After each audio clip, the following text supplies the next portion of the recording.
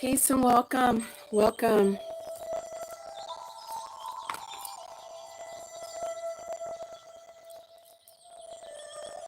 Last night, as I lie in bed, I realized that I had scheduled a live stream and completely forgot about it. So please accept my most humble of apologies. I got caught up in paperwork, doing last minute paperwork. So consequently, the live stream did not happen. But here we are today. Want to get a quickie out? So, light some incense for us. I know you're not able to smell it, but it is Morning Star Sandalwood, the Nippon. I grew up, my mother was a Nichiren Shoshu Buddhist, and she burned that type of incense. So we're going to go ahead and get started today. Move the candle over a bit. I thought it would be great to start with Medicine Buddha. Medicine Buddha. Oh my goodness, you hear that? That is Nala acting like a mad woman. As you can see, all of my hands, they're starting to fade now, but all of those brown spots are from scars from her scratching and clawing on me playfully. Because once she does it, then she wants to lay down and cuddle. So anyway, so let's look at Medicine Buddha. And this is from Buddha Wisdom, Shakti Power, Introduction and Greeting by, Introduction and Greeting to Permanent Impermanence. So, welcome Matthias, welcome. Okay, so we're looking at number 23, Medicine Buddha, the Lapis Lazuli Healer King. The Medicine Buddha's proper name is Vaisajya Guru Vaidurya Prabha Raja, which means King of Medicine and Lapis Lazuli Light. He is the same Buddha as the Blue Buddha in the Eastern Pure Land, Akshobhya. But this painting shows him in a specific role as a master healer. He wears the 3 robes of a Buddhist monk and holds a lapis-colored bowl of medicine nectar in his left hand. The lapis stone is associated with healing and mystic powers to strengthen and purify. His right hand rests on his right knee, holding the stem of the aruna fruit or the myrobalan plum between thumb and forefinger. This fruit has many healing qualities. Just seeing his image or his name, which is Sangye Menla in Tibetan, has healing properties. He cures suffering using the medicine of his teachings, but most importantly, he cures us of ignorance, as it is the root of all of our illnesses. These 2 missions were part of his 12 vows to aid humankind for all time. There is a saying in the 5-element acupuncture system of healing, coined by Diane Connolly, that all sickness is homesickness. It means that the root of all suffering begins at the emotional level. Suffering is eased through relationship, whether connection to our higher self or to others. Ignorance is another way of saying the same thing. Our emotions walk us around the block and create confusion. In Buddhism and in 5-element medical theory, anger, sorrow, worry, grief, and fear are called the five poisons. They do not solve problems, but lead us further into them and away from others and ourself. It's a capital self. Wisdom brings with it the ability to feel the emotions, but never to become stuck or defined by one. With spiritual practice and cultivating health, which are really the same path, the five gifts, compassion, joy, loyalty, discernment, and wisdom, become the lens through which we see and experience the world. They allow us to extend to others without ever being diminished. So this is really interesting. The five gifts, compassion, joy, loyalty, discernment, and wisdom, becomes the lens through which we see and experience the world. So now we know when we do not connect with ourselves, especially with ourselves,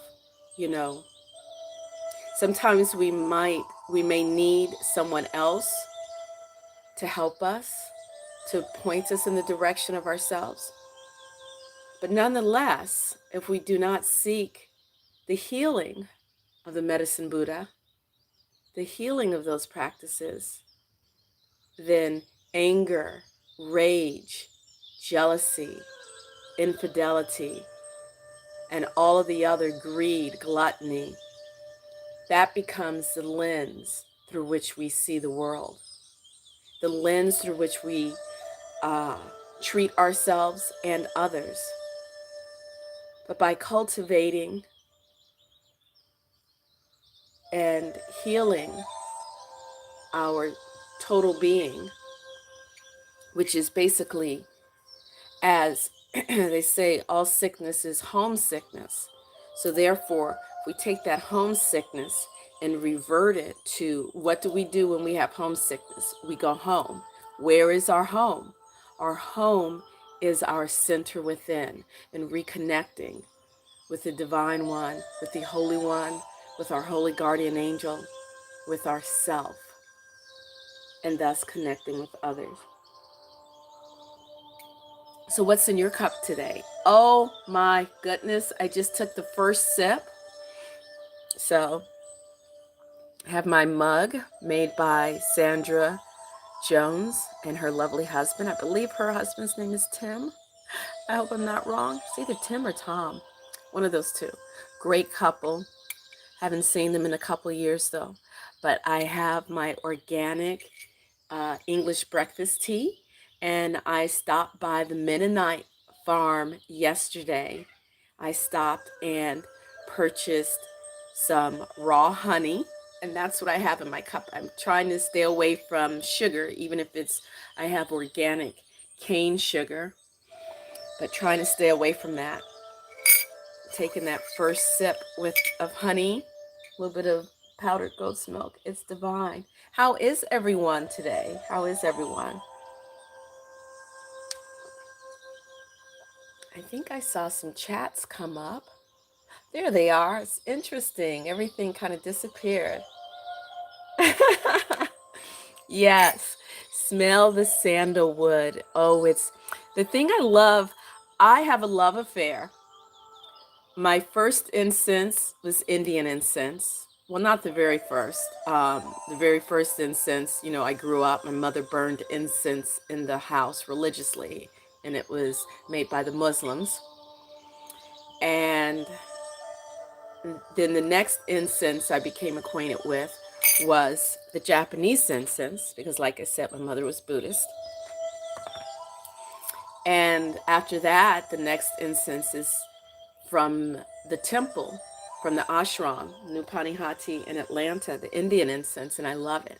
I also really enjoy Tibetan healing incense. Oh, Nala is, oh, goodness. Hold on one second.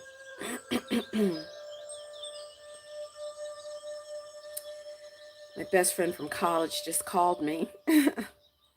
She's on her way to work. Just want to send her a message and then I'll get back to you guys.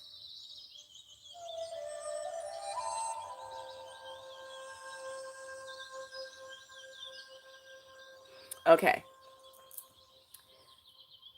So welcome, Lapo. That's what I wanted to say. And I forgot what I was saying before, other than I love incense, good incense. I just got a shipment from India Arts of Satya Sai Baba cone incense that I will have available at the market. So without further ado, let's go ahead and keep the ball rolling. So the card, the hexagram for today is hexagram number 29. So, you know, that's the next in our series. And when I chose the Buddha card, I just opened up the deck and my attention fell to Medicine Buddha. So that's why I pulled him out to share. Actually, I have a Medicine Buddha here that one of the members of my meditation Sangha about 4 or 5 years ago had given me this beautiful Medicine Buddha that he had. He had no idea what it was. He just knew it was Buddha. And he said it reminded him of me. And when he gave it to me, I was like, oh my goodness, thank you. It's so beautiful. So hexagram number 29. This is the imagery.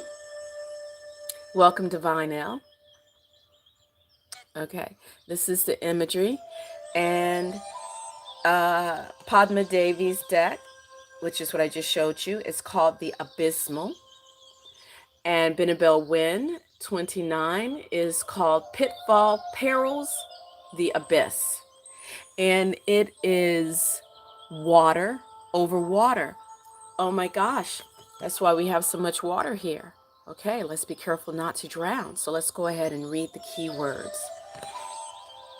Danger, insecurity, overwhelm, unpredictability, hazardous conditions, dark emotions, facing fear, and courage. It's interesting how we had all of these heavy, emotionally heavy words, but then they start to turn around, you know, they start to turn around once you're willing to face those dark emotions, face that fear.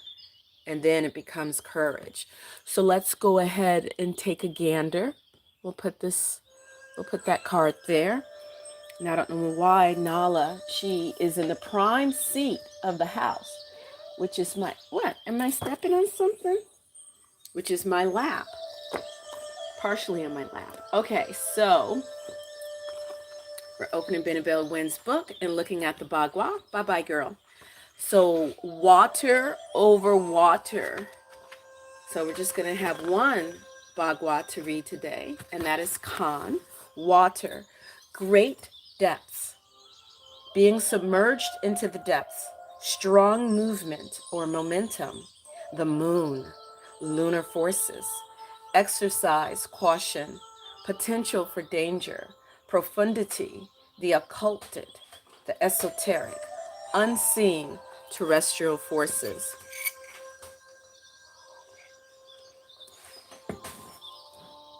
Can anyone guess what the element is? I'm just kidding. It's water, of course. The direction is north. What is she doing? Hold on a second. She is.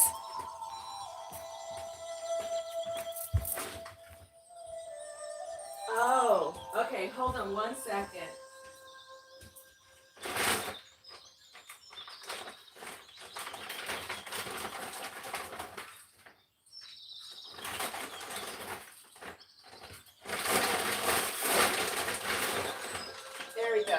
I don't mean to be rude, but baby girl was getting my attention. She needed some cat food.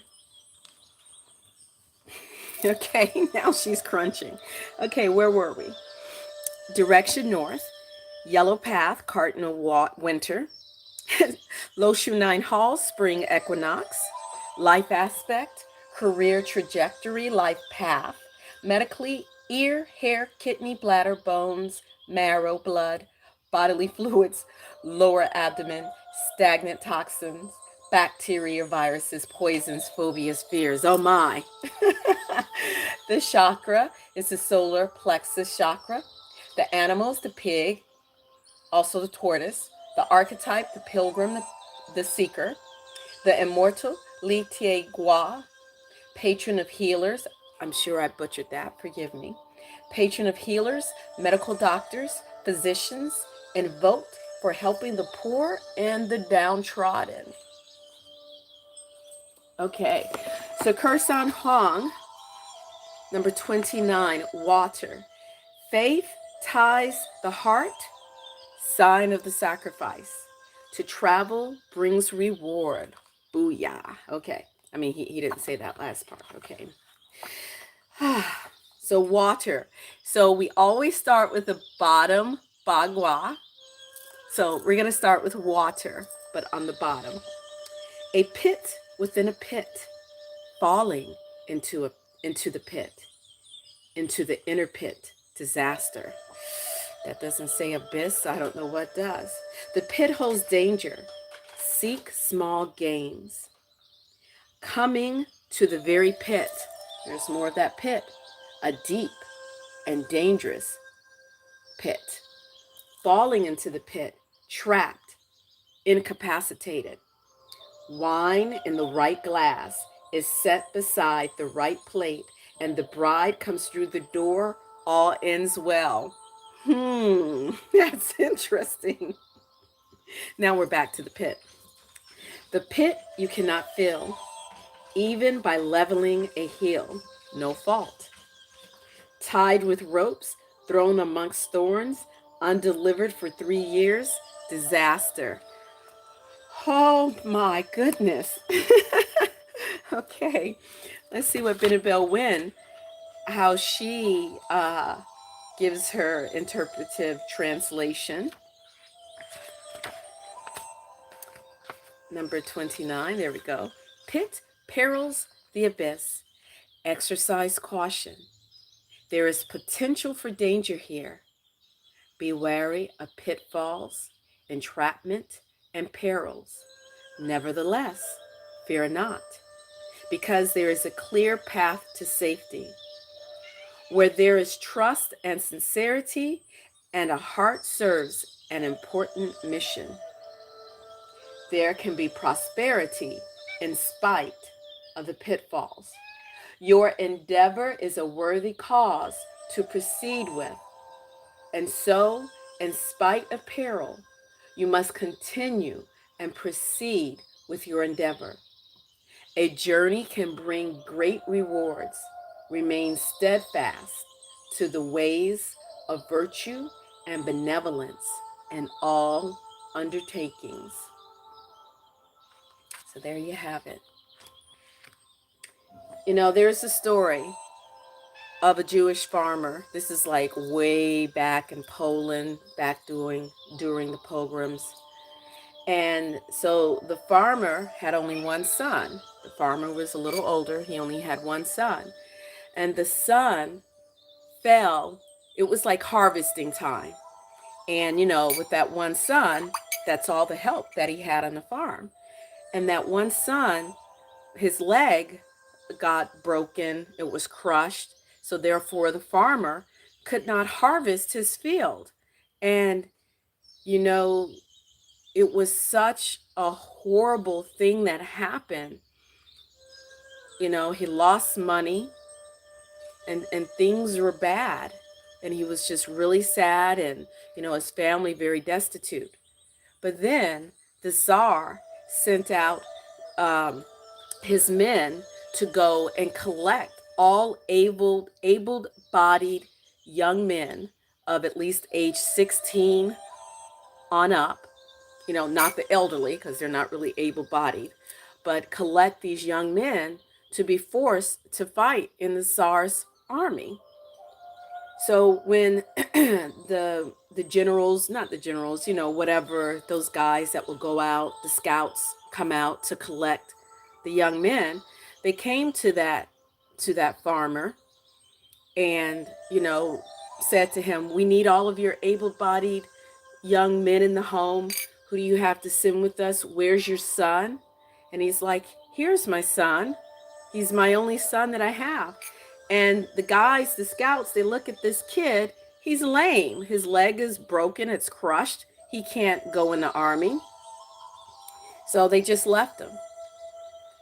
So there's a situation where things look horribly bad and destitute. The farmer's son's leg was broken. He lost his crop. But you know what? What looked like a horrible situation turned out in the end to be the best thing that happened. Because if the young man never crushed his leg, yeah, he would have been able to help his father harvest the crop and keep the family in their proper station in life. But he couldn't because his leg was broken and the farmer lost everything. But what he didn't lose, his most valuable thing in his life, which is his only son. So I just share that. I remember that was shared with me years ago. And it's just a story of, you might find yourself in a situation that seems horrible, but trust in the process, trust in the divine, because you never know what's going to be on the other side of that. And last but not least, let's see what Brother Brian Brown Walker has to say about.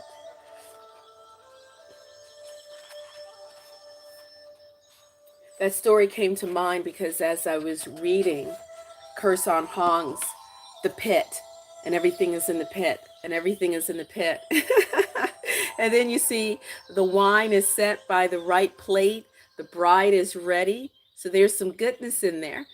There's some badness again, but then there's goodness in the end. So just trust the process and continue to put your hand on the plow.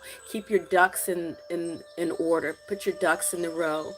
Keep your innocence, as we're taught. Keep your innocence. And what is your innocence? Looking to the sage. Remembering your Christ nature, your Buddha nature.